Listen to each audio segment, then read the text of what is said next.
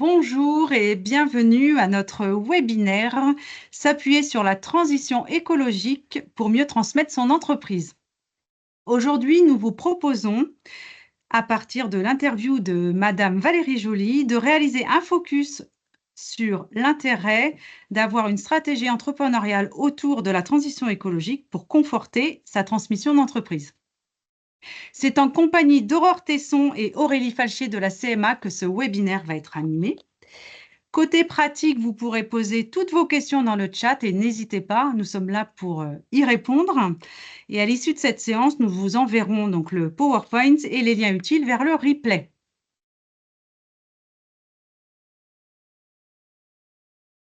Notre webinaire donc s'articule sur 3 points principaux. On va avoir un large temps d'échange avec une interview croisée de Valérie Joly. On fera un point aussi sur les essentiels à retenir sur la transition écologique et la transmission et un petit focus sur la chambre de métier à vos côtés. Je vais laisser tout de suite la parole à Aurore qui va débuter ce webinaire et interviewer Madame Valérie Joly. Merci. Merci Claude. Bonjour à tous, donc je suis Aurore Tesson, chargée de mission économie circulaire à Angers. Donc bonjour Valérie, merci d'être avec nous aujourd'hui. Aurore, je vous entends pas du tout, j'entends toujours la musique. Ah, Pardon, alors, ça y est, c'est bon. c'est bon? Pardon, oui, c'est bon. Donc merci beaucoup d'être avec nous aujourd'hui pour votre témoignage sur la transmission et la transition écologique. Merci à En vous de quelques m'avoir mots, invité. avec plaisir. En quelques mots, pouvez-vous vous présenter? Eh bien, donc, comme vous l'avez dit, je m'appelle Valérie. Donc, j'étais dirigeante jusqu'à il y a encore un mois tout pile de plusieurs salons de coiffure. J'ai vendu 3 de mes structures, 3 salons de coiffure le 1er avril, et c'est pas une blague. Le même jour à 3 collaboratrices différentes. Elles sont chacune devenues gérantes des salons de coiffure dans lesquels elles étaient managers. Et pour 2, elles avaient déjà des parts dans ces sociétés-là. Et puis le 3e salon de coiffure, je viens de le vendre là le 1er septembre dernier en fonds de commerce cette fois-ci, alors que les 3 autres, je les ai vendus sous leur forme juridique de société. Après, j'ai été quelqu'un d'investi au tout début des éco-défis, c'est comme ça qu'on s'est connus. Voilà, je pense que vous allez avoir d'autres questions à me poser. Je ne sais pas trop quoi vous dire de plus.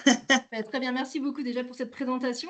Donc avec ma collègue Aurélie, à travers votre témoignage, nous ferons quelques focus sur la transmission et la transition écologique.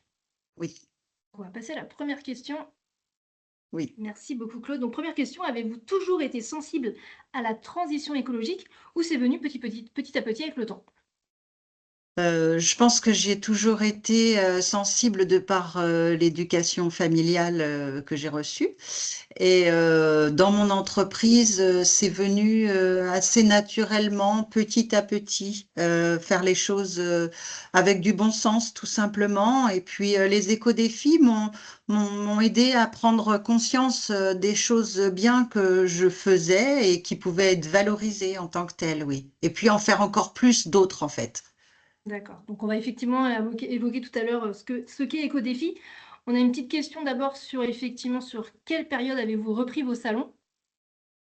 Le premier, ça faisait 24 ans, puis le second, une petite dizaine d'années après. J'ai plus les dates exactes en tête. En fait, le premier, ouais, une dizaine d'années seul, puis le deuxième est arrivé au bout d'une dizaine d'années, le troisième, 13 ans, et le dernier, bah, ça allait faire 7 ans là que je l'avais.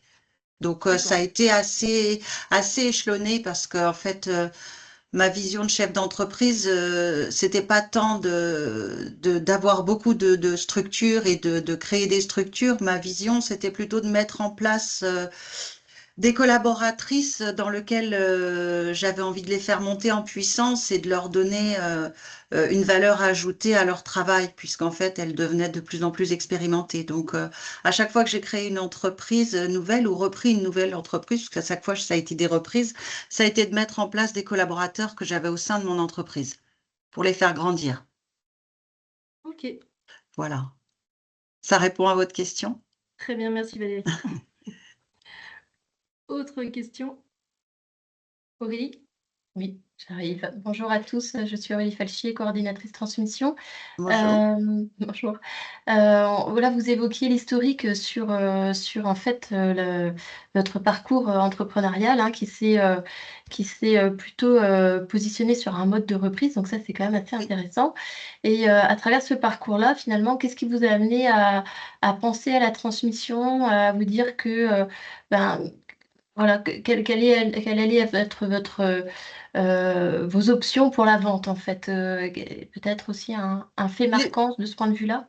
Oui, tout à fait. En fait, rapidement, quand j'ai eu une vraie vision de ce que je souhaitais que soient mes 4 salons de coiffure, quelle dimension j'allais donner à mon groupe, je me suis rendu compte aussi très rapidement que ce groupe, il allait avoir de la valeur si je le faisais bien avancé. Et que moi, c'était il y a 10 ans à peu près, hein, tout ça. Il y a 10 ans, les groupes à l'époque, c'était les franchises. Vendre 5 ou 6 salons de coiffure pour certains que je côtoyais, c'était très très compliqué de vendre des groupes.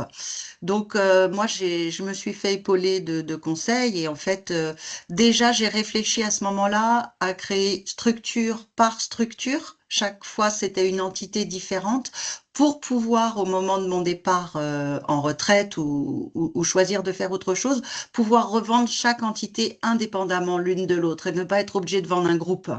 Ce qui aurait posé un problème financier à la personne qui aurait dû l'acheter. En fait, il aurait fallu qu'elle ait une vraie capacité à vouloir gérer un groupe de 4 salons, quoi, en fait. Mmh. Donc, j'ai déjà commencé à penser à ce moment-là à ça.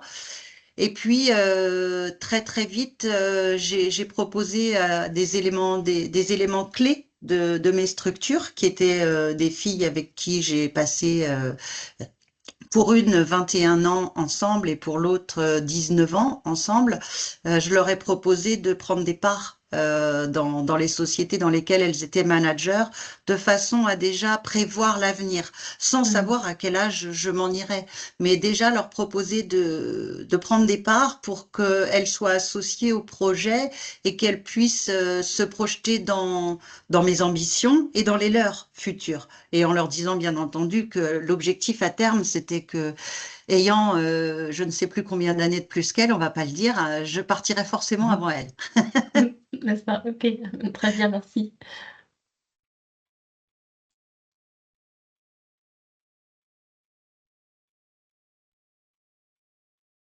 Alors, Valérie, vous avez été une des premières entreprises éco-défi labellisées OR. Donc, toutes nos félicitations sur la région. Merci. Pouvez-vous nous en dire un peu plus sur éco-défi? Qu'est-ce que c'est? Éco-défi, c'est quoi? C'est tout simplement gérer votre entreprise en bon père de famille déjà, mais aussi sur la façon de fonctionner dans vos achats. Par exemple, essayer un exemple, votre lave-linge ne fonctionne plus, plutôt que d'en acheter un neuf, trouver un réparateur juste à côté de chez vous pour qu'il vienne vous le réparer. Plutôt que, par exemple, dans notre métier, travailler avec du papier aluminium et de le jeter tout le temps à la poubelle, travailler avec des papiers qu'on peut recycler et que l'on lave en même temps que le linge, ce qui fait ne pas consommer plus d'eau et avoir des outils durables. Ça a été la réflexion à chaque fois que je refaisais le salon, au niveau énergétique, qu'est-ce que j'allais mettre comme mode de fonctionnement de chaleur pour nous chauffer ou pour rafraîchir la pièce, quelle isolation j'allais mettre, quel éclairage j'allais mettre. En même temps, à chaque fois que j'ai refait un salon, puisque j'étais éco-défi aussi déjà à ce moment-là, c'était de réfléchir à l'ergonomie pour la bonne santé de mes collaborateurs. C'était réfléchir à comment agencer le salon du point de vue l'entreprise en fait, parce que ça s'applique pas qu'à un salon de coiffure, bien entendu. Comment on allait mettre en place des bacs de tri à des endroits stratégiques pour que les collaborateurs, ce soit simple pour eux. Plein de choses comme ça qui ont été le fruit de la réflexion, mais pour les choses qui étaient à mettre en place au sein de chaque salon, en fait, c'était une réflexion qui était conjointe avec les équipes. à savoir, voilà, moi, j'ai veux de faire attention au tri. Si je veux que ça marche, il faut que l'équipe participe au projet. Donc, à chaque fois, ça a été sous forme de petites réunions, en fait, où on a tout simplement réfléchi ensemble aux endroits les plus faciles pour pas que cette démarche de tri, de rangement, d'achat, etc., devienne un problème, mais soit forcément quelque chose de facile et du coup une réussite. Et ça amenait un cercle vertueux parce qu'en fait, ça impliquait les collaborateurs dans les choix du dirigeant d'une façon hyper agréable parce qu'en plus elles avaient bon c'était que des femmes en l'occurrence, elles avaient des idées que j'aurais pas forcément eues et qui ont fait que bah, ça a été très facile et surtout pérenne. D'ailleurs à ce sujet-là, c'est amusant parce que je viens de vendre une de mes affaires il y a un mois et les deux collaboratrices en place ont dit au nouveau manager qui allait redécorer complètement le salon, mais le tri, on va le mettre où? Et j'ai trouvé que c'était pertinent parce que du coup, ça veut dire que ça marche en fait. Et vous allez pas, elles lui ont dit, mais vous allez pas recycler les cheveux. Mais c'est pas possible en fait. Faut que vous preniez Capilum parce que nous, on met pas les cheveux à la poubelle en fait. C'est elles qui sont incitatives à, à amener des solutions à leurs nouveaux dirigeants. Et j'ai trouvé ça super riche. Complètement, complètement. D'ailleurs, vous pouvez peut-être évoquer un peu rapidement Capilum, parce que vous êtes aussi à l'origine de la venue de Capilum sur les Pays de la Loire. Donc, je vous laisse Oui, raconter bah ça rapidement. c'était rigolo parce que à l'époque, la personne qui s'occupait des éco-défis, c'était Jocelyne Combat. Et quand on avait fait le tour un petit peu de tout ce qui était mis en place dans mes différentes structures, on fonctionnait sous forme de challenge. Elle me challengeait sur des objectifs à atteindre, ce qui était plutôt sympa parce que ça permettait de mettre de l'huile dans la machine et de trouver des solutions nouvelles. Et bah, il y a longtemps, hein, il y a 6 ou 7, il y a 7 ans peut-être, ouais, 7 ans, elle me dit, mais en fait, la plus grosse problématique de production de déchets chez vous, c'est les cheveux. Donc, ça serait quand même super de trouver un système pour recycler les cheveux et très chouette. Dans les semaines qu'on suivit, je partais en séminaire et là, j'ai rencontré d'autres coiffeurs qui habitaient dans une ville où il y avait des jeunes qui venaient récupérer leurs cheveux. Je me suis mis en contact avec eux et c'est des jeunes qui sortaient d'école de commerce et qui étaient en train de créer Capilum. Et pour la petite histoire, bah, à cette époque-là, je conservais tous les cheveux. Je me suis mis à conserver tous les cheveux avant de savoir ce que j'allais en faire. J'en avais plus d'une tonne. Et bah, je suis descendue jusque chez eux à Clermont-Ferrand, puisque j'allais rencontrer mes enfants qui habitaient un peu plus bas dans la France.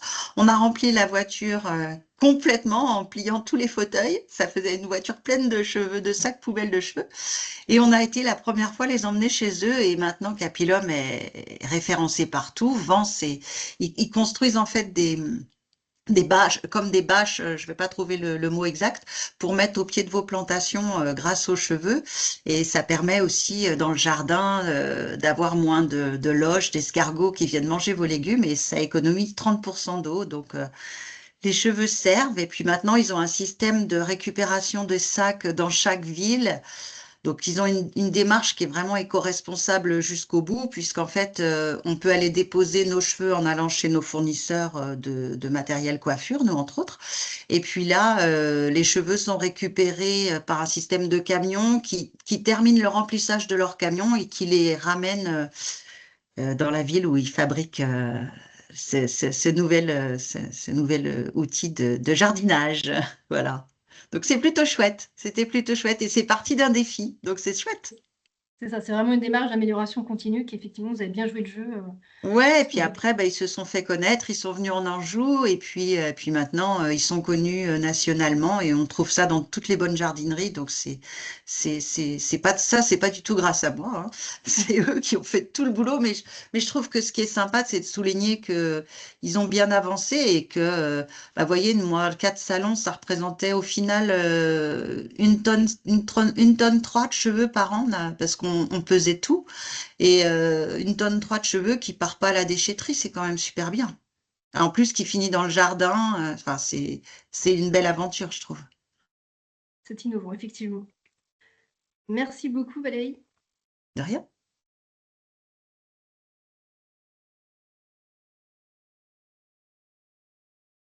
Bien, je suis là. Pour revenir un petit peu sur le pan de la transmission, pour faire le parallèle aussi avec la transition écologique, ce Oui, que vous avez dit, c'est hyper intéressant. Ce qu'on avait évoqué la dernière fois aussi, pour préparer un petit peu nos interventions, c'était, là, vous le disiez, en fait, hein, tout à l'heure, on parlait du moment à laquelle la période qui vous a amené à cette réflexion sur la transmission. Et ce que j'entends aussi à travers votre témoignage, c'est l'anticipation. ah oui, Euh, voilà, vous avez tout de suite commencé à vous projeter, à organiser l'outil de travail, positionner des salariés, positionner des organisations qui puissent permettre aux salariés en place, justement peut-être de se projeter sur des reprises, de donner envie aussi de participer, de s'impliquer dans les prises de décision au quotidien. Et ça, à travers notamment les défis que vous avez pu mettre en place, eh bien, on a des équipes qui se sont impliquées et ça, c'est un joli tour de force parce qu'on sait que dans l'artisanat et notamment dans le domaine de la coiffure, hein, l'enjeu de la fidélisation et aussi du maintien des compétences dans l'entreprise, c'est pas neutre. Et on voit bien que sur ce sujet de la transmission, c'est hyper important parce que ce que vient rechercher notamment un repreneur quand il reprend une entreprise, c'est un outil de travail stable, un outil de travail pérenne qui soit, dans la mesure du possible, tout à fait optimum en termes d'organisation notamment. Et là, je trouve ça, votre démarche globale hyper intéressante parce que finalement très anticipée et très structurée. Et tout à l'heure, vous évoquiez le fait que vous avez pu vendre différents salons. Est-ce que vous pouvez nous en dire un petit peu plus sur le profil peut-être, alors pour partie, on connaît des repreneurs et sous quel mode de cession vous avez pu vendre ces, c'est salon de coiffure. ces affaires, oui. Alors en fait, j'avais la possibilité de vendre sous forme de société ou sous forme de fonds de commerce. Euh, pour revenir à la façon dont j'ai fait, il faut quand même revenir à la genèse de l'histoire, de Mhm. façon à ce que vous compreniez le fonctionnement et comment j'en suis arrivée là. Oui, En fait, comme je vous le disais tout à l'heure, j'ai deux collaboratrices qui étaient avec moi depuis une vingtaine d'années et qui ont 40 ans, enfin, ou un peu autour de 40 ans en fait. Et en fait, ces deux jeunes femmes, depuis quelque temps, depuis 2, 3 ans, régulièrement venaient me voir avec beaucoup de gentillesse et me disaient, tu t'arrêteras quand en fait? À quel âge tu penses partir? Et bah, il y a une fois où je me suis sentie piquée, mais de façon constructive, où je mhm. me suis dit, mais en fait, mets-toi à leur place. Ces jeunes femmes, elles arrivent à 40 ans, elles ont besoin de prendre en main leur vie et de devenir des vrais chefs d'entreprise et de ne plus être forcément sous ta coupe. Elles ont envie de vivre autre chose. Va falloir que tu y réfléchisses. Donc, j'ai commencé à me faire épauler à ce moment-là. Et ça, c'est Mhm. vraiment important. À me faire épauler pour me dire, ben, qu'est-ce que je peux faire? Donc, aujourd'hui, j'ai 57 ans. Et ça a commencé vers mes 54, 55 ans. Mhm. Et là, j'ai commencé à me faire épauler, à aller rencontrer ben, déjà ma caisse de retraite pour savoir à quel âge j'allais pouvoir toucher ma retraite et à quel moment La CARSAT, oui. j'allais pouvoir prétendre à des revenus. Première chose. Deuxième chose, bah, je me suis fait épauler pour savoir comment j'allais pouvoir vendre et puis ce qu'allait devenir, et puis ce qu'allait devenir la marque Différence. Parce qu'en fait, moi, j'ai déposé la marque Différence. Il y a un vrai concept. Les Mhm. salons sont exactement sur le même modèle économique, avec les mêmes tarifications, la même valorisation des collaborateurs, le même fonctionnement au niveau des fournisseurs, un partage, la Mhm. RH, elle est la même partout. Enfin, il y a un vrai fonctionnement qui s'est instauré au fil de toutes ces années. Et qui allait avoir le droit à ce capital-là? Ça posait vraiment une vraie question de chef d'entreprise. Mhm. Donc, j'ai été rencontrer juriste, mon conseiller, mon avocat, enfin les gens avec qui je fonctionne depuis des années, avec qui je me suis toujours fait épauler avant de prendre une grande décision. Mhm. Ça a pris du temps, ça a pris beaucoup de nuits d'insomnie, de réflexion, mais au bout du compte, on a réussi à comprendre que il était temps pour moi de passer la main et que j'avais encore des choses à faire. Ah, alors là, l'idée, c'était de mettre en place à ce moment-là une licence de marque. Donc, en fait, on a construit une licence de marque qui s'appelle Différence Coiffure, qui reprend tout ce que j'ai mis en place dans mes structures avec tous les avantages de cette marque et tous les codes, enfin, etc., tout ce qui concerne une licence, un petit peu comme une franchise, mais Mhm. avec De moins de contraintes. contraintes pour Mhm. le repreneur éventuel.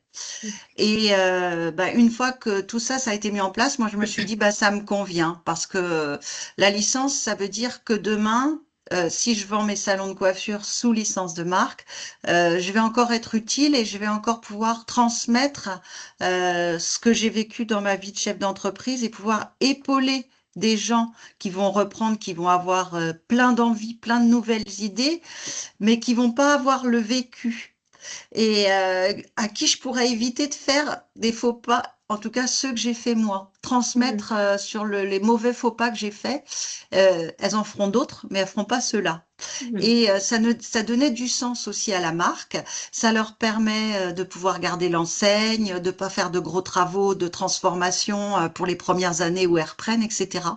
Donc j'ai mis en place cette licence de marque qui m'emmène jusqu'à mes 60 ans, l'âge de ma retraite. Oui, Voilà. oui, ça Donc compense. Mhm. j'ai proposé à ce moment-là à ces 4 managers, puisqu'en fait j'avais 2 associés, une qui s'appelle Amy sur le salon de Tiercé, une qui s'appelle Laura sur le salon de Briolet, mais qui ne s'occupaient pas de la partie gestion du tout de l'entreprise. Elles avaient des parts dans la société, mais elles étaient plutôt sur toute la partie managériale d'une équipe. Ok. D'accord? Donc, à qui j'ai proposé de leur vendre les sociétés, à ces deux-là. Et puis, je me suis dit aussi, mais en fait, ça a plus de sens pour moi de garder 2 autres salons de coiffure. Je vais me retirer complètement et en fait, je vais le proposer à tout le monde. Donc, j'ai proposé ça aux 4 managers, aux 4 responsables des salons. Et il y en a 3 donc qui ont dit banco, qui ont racheté sous forme de société. Donc, j'ai vendu les sociétés, les parts, etc. D'accord. Et puis, la quatrième, elle a pas suivi le projet. Donc, du coup, ça s'est pas fait. Et là, j'ai trouvé quelqu'un qui avait vraiment envie d'acheter, mais qui ne voulait pas de la licence parce qu'elle-même est en train de mettre en place sa propre licence. Et c'est sa D'accord. deuxième affaire. Et son objectif, c'est d'arriver à 4, comme ce que j'ai fait. Donc là, à elle, j'ai vendu le fonds de commerce avec une exigence qu'elle transforme complètement l'entreprise de façon à ce que ça ne ressemble plus du tout à mes salons différences. D'accord. Je Voilà fais un comment petit, l'histoire s'est faite. merci beaucoup pour ce témoignage complémentaire. Je me permets peut-être de revenir un petit peu sur la différence entre fonds de commerce et part sociale pour notre assistance, si je puis dire. Ça va être assez rapide, hein. Quand on vend des parts sociales d'une entreprise, hein, ce sont les sociétés qui peuvent vendre des parts sociales de l'entreprise. Ça veut dire qu'on vend l'entièreté de l'entreprise. On vend la structure juridique, on vend les comptes, le passif, l'actif de l'entreprise. On vend évidemment tout ce qui est trésorerie, les dettes. C'est-à-dire que dans ce cadre-là, on remet les clés au repreneur. Dans le cadre du fonds de commerce, c'est un peu particulier. On ne vend pas la structure juridique, on vend une activité et c'est les moyens d'exploitation de cette activité. C'est-à-dire, on va vendre, entre guillemets, les salariés, on va vendre les machines, on va vendre un bail, mais la structure juridique reste bien en la possession du cédant. Et le cédant, de toutes les manières, il doit ensuite s'arranger et traiter juridiquement, fiscalement et financièrement la structure juridique qui sera ensuite, encore une fois, à la possession du cédant. Pardon. Donc, vous voyez, c'est vraiment 2 modes de cession très particuliers, très différents, euh, qui en fait, va se décider un peu comme dans la situation de Valérie, en fonction du profil du repreneur. Souvent, les fonds de commerce, eh bien, c'est pour les entreprises individuelles parce que ce ne sont pas des sociétés, elles n'ont pas des parts sociales, donc n'ont pas la possibilité de vendre évidemment des parts sociales.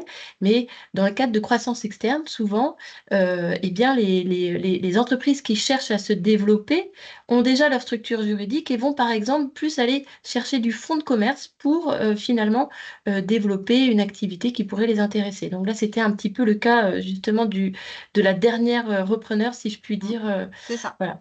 Donc, ce qui est important de savoir pour aussi les dirigeants qui sont là, c'est que la fiscalité n'est pas la même, les modalités d'intervention ne sont pas la même et aussi le temps que peut représenter un projet de cession de parts et un projet de fonds de commerce n'est pas le même non plus. Donc ça, c'est important de pouvoir, évidemment, le prix, hein, parce qu'on ne calcule pas pareil un fonds de commerce et les parts sociales, c'est vraiment des enjeux différents. Donc ça, c'est important, comme le disait Valérie, de bien anticiper ces questions-là, de manière à être prêt au moment où vous allez rencontrer vos repreneurs potentiels, que ça soit clair dans votre tête, quel est le mode de cession le plus favorable pour vous, quels sont les impacts de ces modes de cession, pour que vous puissiez, je dirais, réagir de manière en toute conscience avec le repreneur. Exactement ça. Mm. Voilà pour cette partie, si je puis dire. Si Valérie, vous n'avez rien à ajouter. Sur cette partie-là, j'ajouterais qu'il faut vraiment aller se faire conseiller, ne pas hésiter à dépenser un peu d'argent. Le conseil d'un juriste, ça se monnaie. Enfin, je veux dire, c'est pas donné, mais c'est de l'argent qu'on ne perd pas. C'est de l'argent qui vous permet d'avoir des vrais bons conseils et puis de prendre vos décisions après. Et faut pas aller trop vite, en fait. La chambre de métier accompagne sur le volet de la transmission aussi. Là, en l'occurrence, ça n'a pas été le cas pour vous, mais c'est l'objet, en tout cas, c'est de se faire accompagner. À la chambre de métier, il y a une expertise sur justement la valorisation des fonds de commerce et des parts sociales. Et il y a aussi un service qui permet la recherche de repreneurs, la mise en relation entre cédants et repreneurs.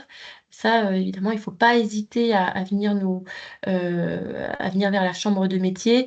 On peut aussi vous conseiller et vous discuter avec vous des meilleurs moyens de cession pour aussi, pourquoi pas, ensuite aller rencontrer des experts, vous orienter vers les experts qui pourraient, je dirais, entériner les meilleures solutions. Merci. Justement, avant de revoir là, ces points un peu plus focus sur les essentiels à retenir sur à la fois la transmission, les typologies d'accompagnement et sur la transition écologique, j'avais une petite question complémentaire pour Madame Joly. Vous avez pensé à la transmission, donc tout s'est bien préparé, hein, c'est plutôt assez cadencé pour vous. Et ça s'est plutôt bien passé parce que vous aviez aussi en face les repreneurs. Est-ce qu'à un moment donné, on ne se met pas un doute? On se dit, oh, qu'est-ce que je vais faire? Pourquoi je transmets maintenant? Que vais-je devenir? Dans quelle étagère? Oui, Voilà. exactement. Exactement, exactement. Oui, oui, il y a eu un passage à vide un peu difficile. Où en fait, j'ai pas douté d'avoir vendu parce que à ce moment-là, j'avais que 3 personnes qui rachetaient, mais j'étais sûre de moi parce que c'est des filles super et que j'ai envie qu'elles aient une vie de chef d'entreprise qui leur convienne. Et ça me posait pas problème. Par contre, ce qui me posait problème, c'est mais à quoi je vais servir en fait? Depuis des années, je fais que bosser et là, à quoi je vais servir? Ça a été un gros trou. Bon, j'ai été très très bien accompagnée par mon conjoint qui est un amour et qui m'a donné confiance en moi chaque jour pour que je ne doute pas. Mais il n'empêche que ça a été difficile et que là, encore une fois, j'ai fait appel à une aide extérieure. Non pas un psychologue ni un psychiatre, mais un coach de vie tout simplement pour que je trouve que je retrouve que je puisse entrevoir ce qui allait se passer après. Et forcément, je l'ai trouvé grâce à l'aide que je suis allée chercher. Et aujourd'hui, c'est plutôt sympa ce qui se passe après. Alors que au mois d'octobre l'année dernière, j'étais vraiment en panique de lâcher cette vie de chef d'entreprise en fait, puisque on bosse tellement. ça a un côté fatigant, certes, quand on regarde ça après, mais c'est aussi très grisant d'être à l'initiative de plein de projets. Et en fait, comme ça laisse peu de place pour notre vie privée, on se demande ce qu'on va faire de tout ce temps après. Et en fait, non, non, ça va très bien aussi après.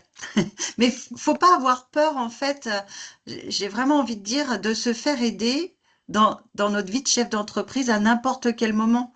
Il y a plein de gens qui peuvent nous aider. Alors, la CMA, etc. Je crois qu'on va pas assez demander de l'aide, solliciter de l'aide. On a tendance à se replier encore une fois dans le travail et on n'avance pas à la même vitesse que quand on a des aides extérieures et que quand on prend du recul, en fait. Que ce soit pour la santé mentale, comme pour des décisions importantes à prendre, à engager dans son entreprise, quoi. L'aide des autres, elle est formidable, alors, évidemment, de nos conjoints, familles et aimants, mais aussi de spécialistes. L'un ne va pas sans l'autre, j'ai envie de dire.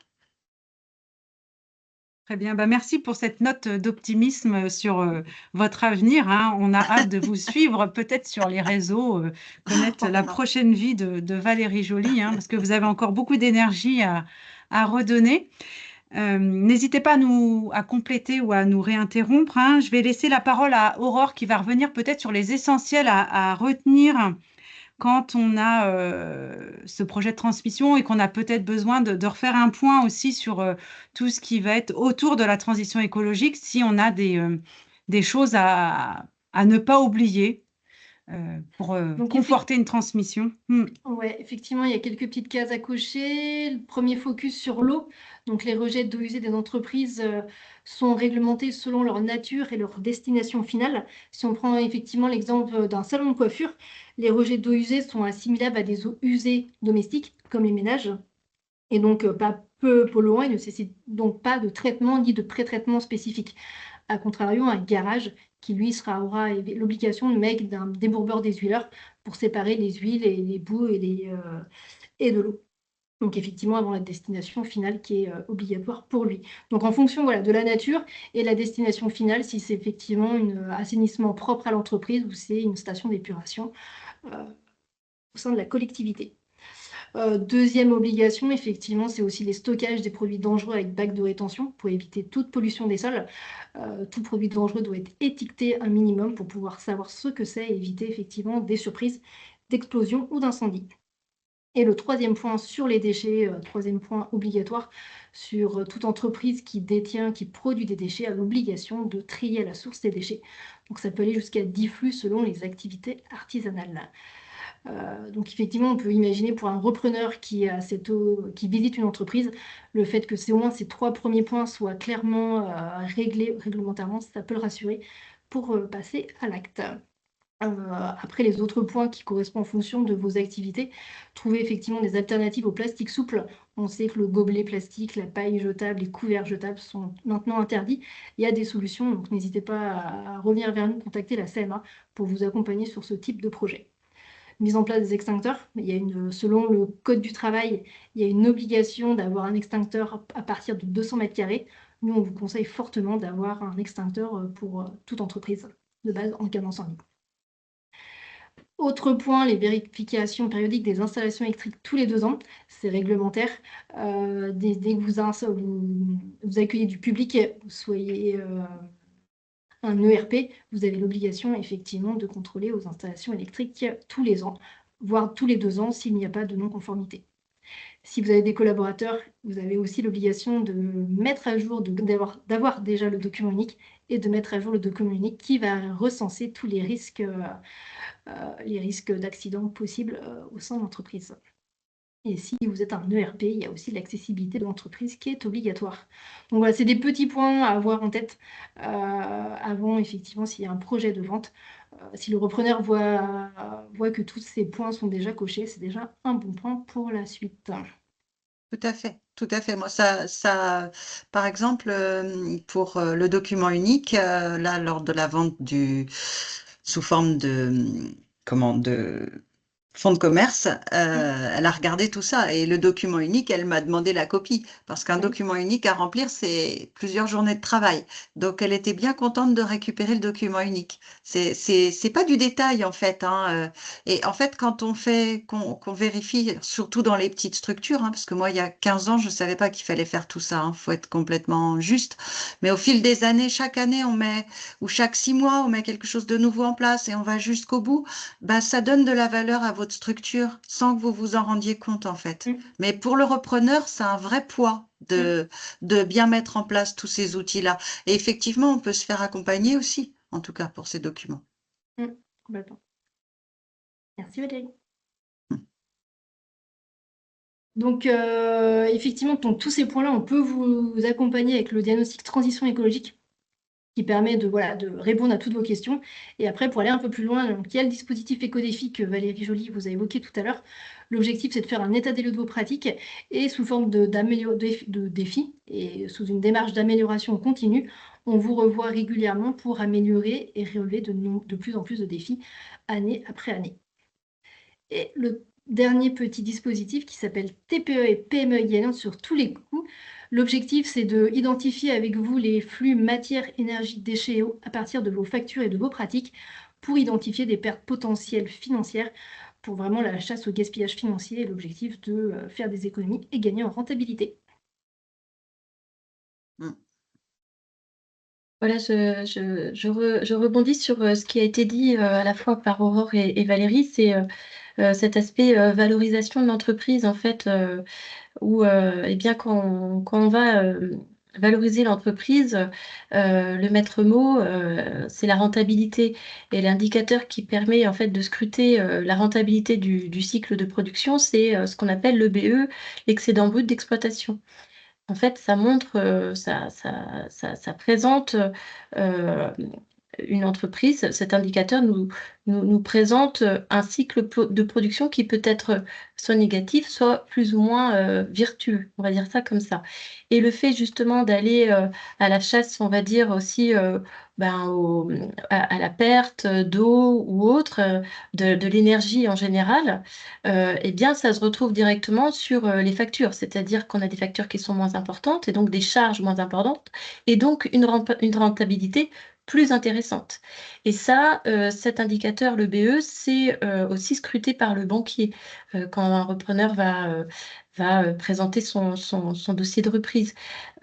C'est-à-dire que c'est pour ça que cette démarche-là de rationalisation aussi de coûts d'énergie, eau, électricité, etc., c'est pas neutre sur la question de la valorisation de l'entreprise parce que ça permet de stabiliser ses marges, de présenter des marges qui sont parfois, qui peuvent être plus importantes que ce que représente le secteur d'une activité, par exemple.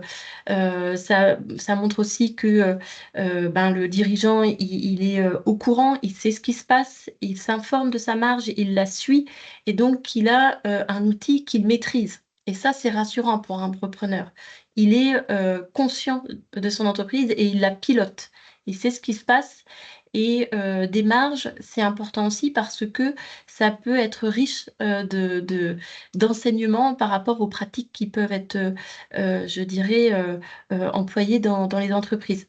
Donc ça, c'est important et encore une fois, ça peut permettre aussi d'amener des sujets, de faire participer les salariés. Et ça encore, c'est un gros point hyper important sur la transmissibilité, si vous voulez, d'une entreprise. Plus on a des démarches qui sont tenues, hein, c'est un peu brut comme ça de le dire, mais plus la rentabilité est bonne, plus l'entreprise se paiera bien, plus le dirigeant se paiera bien et plus ça donnera envie à un repreneur de racheter l'entreprise. Donc voilà un petit peu pour faire aussi le lien entre euh, écologie et, si je Oui, puis dire, rentabilité et transmission. Tout ça est assez finalement, voilà, c'est un tout, comme vous disiez, Valérie, hein, et oui. c'est plein de Et, petites actions qui, à force, eh bien, font la différence. et qui fonctionne parce que là, j'avais une grande fierté. quand j'allais lire à la lecture du bilan avec mon cabinet comptable, depuis ces 4 dernières années, la marge de mes salons de coiffure, les 4, donc il y en a un où il y avait 6 collaborateurs, l'autre 3, l'autre 4, donc pas du tout les mêmes structures, mais ma Oui. marge était la même sur les 4, chaque année, à 0,01 ou 0,02%, mais elle était la même partout. Et ça a été vraiment le fruit d'entretien avec le cabinet comptable, parce qu'il disait ça, c'est remarquable. Et je pense que justement, le fait qu'en amont, tout soit travaillé de la même façon, c'est ce qui permettait d'arriver à ça. Mhm. C'est ce qui permettait d'arriver à ça, c'est-à-dire de faire attention, mais en bonne intelligence, en fait, c'est pas compliqué. C'est pas Mhm. compliqué. Et ça, la régularité aussi, il n'y a rien de tel pour un repreneur, hein. Afficher des résultats qui soient cohérents et assez rassurants finalement, ben, c'est sûr, pareil, hein, ça donne envie de reprendre. Euh, Mm. Est-ce qu'on peut faire un petit marche arrière très très rapide sur l'autre slide? C'est pour vous montrer un petit peu le parcours, hein, que peut représenter un projet de session. Vous dire que, encore une fois, c'est important d'anticiper. Anticiper 4 ans, 5 ans à l'avance la transmission de son entreprise, c'est pas trop peu. Surtout s'il y a des possibilités de reprise en interne, il y a des choses à mettre en place, comme monter au capital, le changement de posture d'un collaborateur, etc. Tout ça prend du temps. Donc, il faut anticiper et s'informer, comme le disait Valérie. Il faut aussi être assez lucide par rapport aux pratiques de son entreprise pour pouvoir peut-être mener des actions correctrices et estimer le prix, savoir lesquels modes de session seraient le plus intéressant et le plus dur dans tout ça, et parfois ça peut prendre du temps, c'est de trouver un repreneur. Et ensuite vient la négociation et tout ce qui est formalisation juridique, comme rédaction des actes de cession, recherche de financement. Donc tout ça aussi prend du temps parce qu'il y a plusieurs acteurs, c'est pas mal de coordination, donc c'est un chantier en plus que vous allez devoir mener en tant que chef d'entreprise. C'est Voilà. juste. Euh, les grands plots, hein, du projet de transmission, c'est en effet établir un diagnostic, les salariés, la clientèle, mes locaux, où j'en suis par rapport à mon organisation juridique liée à mon immobilier. Parce qu'il ne faudrait pas que je fasse une SCI, un de ces quatre, parce que si un repreneur reprend, que je suis en nom propre, c'est moyen. Bon, ça veut dire qu'il faut aller voir un notaire, faut que je prévoie un bail. Mon loyer, est-ce qu'il est vraiment bien valorisé parce que ça fait peut-être 15 ans que je ne l'ai pas changé, mais bon, ça serait peut-être demain, il faudrait peut-être y penser. Et ça a une répercussion sur la valorisation de l'entreprise. Estimer son prix aussi, parce que on a aussi des dirigeants qui viennent et qui se disent, bon, j'aimerais bien avoir une idée un petit peu du prix de mon entreprise aujourd'hui, et parce que voilà, je souhaite savoir aussi si j'ai des actions correctrices à mener, parce que j'aimerais bien vendre à ce prix-là. Quelles sont mes marges de manœuvre? Euh, comment je peux arriver à ce prix-là, etc. Donc ça aussi, un prix, ça se prépare. Euh, Et élaborer un plan de transmission.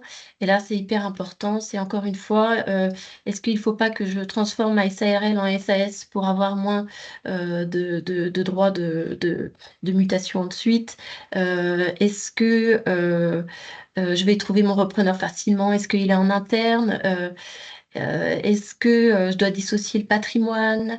Ça, c'est vraiment pas neutre comme question parce que à chaque question, il y a en effet d'autres questions qui surgissent, parfois d'autres conseils à aller chercher. Et comme le disait Valérie, voilà, je pense que ce qui a fait la force parce que encore une fois, pour rencontrer beaucoup de chefs d'entreprise, c'est un véritable tour de force, hein, ce qu'elle a réalisé, hein, c'est-à-dire vendre ses salons à quasiment tous ses salons. C'est vraiment hyper intéressant et la démarche, elle est globale et elle est anticipée et c'est ça, je pense, que réellement qui a fait la différence dans ce projet de session réussi. Merci. Mais Voilà. quand on se Pardon. prépare, ça se passe bien. Ouais, c'est ça. En effet. Rapidement aussi, hein, déterminer le prix, c'est lié au rendement, au marché de la transmission aussi, parce que c'est comme un peu le marché de l'immobilier. Parfois, c'est un peu plus frileux. Il y a une offre aussi qui peut être déséquilibrée par rapport à une demande plus forte ou vice-versa.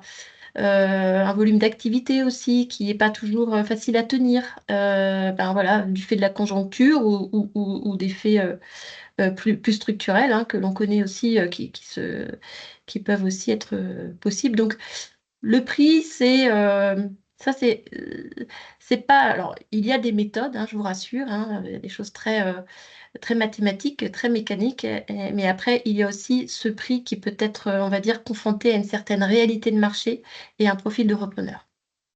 Et puis, quand on vend quelque chose, on trouve toujours que ça vaut très cher, et quand on achète, ça coûte toujours trop cher. Donc, il faut trouver le juste équilibre C'est avec sûr. le repreneur. Tout à fait. Oui. Et puis c'est important d'avoir le prix juste parce que sinon, bah, tout le monde perd son temps en fait, hein. Vous arrivez avec un prix trop fort, bah, ça passe pas à la banque. Donc voilà, tout ça est important. Pardon.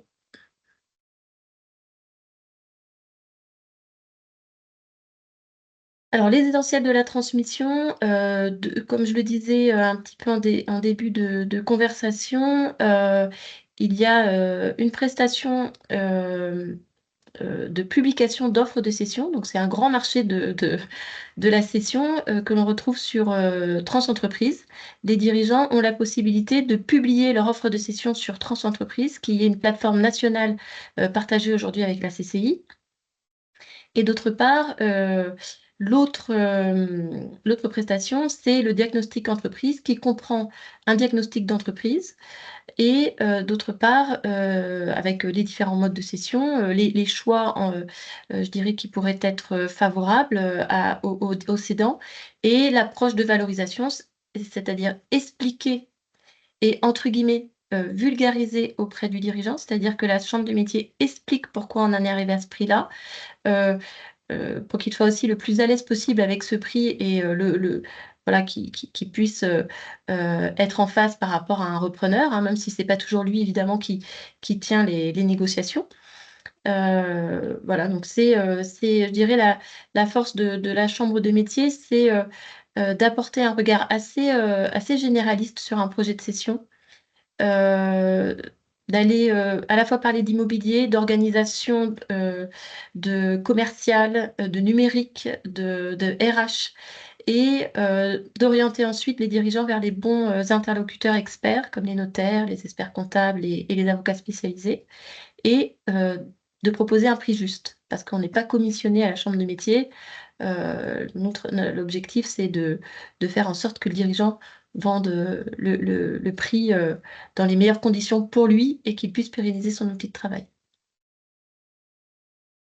Merci pour ces éclaircissements là sur les deux points transmission et à la fois transition écologique, hein, et l'apport conséquent et du beau parcours là de Madame Joly. Pour compléter, vous aurez également la possibilité d'avoir accès aux coordonnées et aux contacts des conseillers en région, à la fois sur la transition écologique, hein, puisqu'il y en a 11 répartis sur nos 5 départements. Donc, des portes d'entrée un petit peu partout si vous avez besoin de faire le point sur la transition écologique. Une équipe également de 5 conseillers au niveau de la transmission. Donc, vous avez également là les coordonnées directes. Si vous avez des questions, on est à votre disposition. Je vois que a priori, peut-être que les discours ou les présentations étaient peut-être suffisamment clairs à ce niveau. Si on retient des éléments qui ont été dits, là, enfin, je pense hein, qu'il y a de l'anticipation, de la préparation. On transmet au long cours hein, pour transmettre sereinement, puisque là, on voit qu'il y a eu plusieurs modes de transmission aussi sur des typologies de salons. Donc, c'est vraiment ce temps de préparation. Alors, je vois qu'il y a des petits commentaires. Je vais les récupérer, pardon. S'il y avait un mot à retenir de cette transmission, quel serait-il de la part de Valérie? Un mot à retenir, oui. Un mot à retenir? Aujourd'hui, c'est le bonheur. Aujourd'hui, c'est le bonheur parce que je continue de transmettre. Moi, je suis très heureuse là. J'ai passé la matinée avec une de mes repreneuses. à la conforter, à l'aider dans ses nouveaux projets, à lui amener des astuces. Demain, c'en est une autre. Oui, ce que j'ai choisi me convient et c'est très agréable de faire une belle transmission avec des gens qui ont à cœur de reprendre votre boîte et de l'amener. Et surtout, il faut bien se détacher. Voilà, je suis pas restée sur un mot, hein. Faut être prêt à lâcher, en fait, sinon ne vendez pas. Faut être prêt. Ça se prépare. Oui, merci. C'est Mais vrai vous qu'on n'a voyez, hein, pas. j'ai commencé il y a 7 ans, en fait, hein. Il y a 7 ans, quelque part. J'ai vendu des parts il y a 7 ans à chacune, à deux personnes qui sont devenues associées. Donc, depuis 7 ans, je me suis préparée à ce que ça arrive. Mais au départ, je pensais vraiment partir à 60 ans. Puis vous voyez, finalement, 57, c'est pas mal. Très bien, c'est vrai qu'on n'a pas évoqué, mais ce rôle de tuteur aussi qui est peut-être prégnant dans l'artisanat où il y a toujours la transmission de savoir-faire. Et là, du Ouais. coup, on continue à transmettre son Alors, métier, son rôle de chef d'entreprise. différemment, parce que là, moi, je n'ai rien à leur apprendre du point de vue du métier pur, parce qu'en fait, ce sont des coiffeuses averties et très, très douées. En revanche, elles se rendent compte maintenant de la dimension d'avoir une entreprise à elles, que c'est plus du tout la même chose, contrairement à ce qu'elles pensaient au départ, et de pouvoir les accompagner dans leurs doutes, dans leurs peines et dans leurs isolements, parce qu'on est très isolé en tant que chef d'entreprise.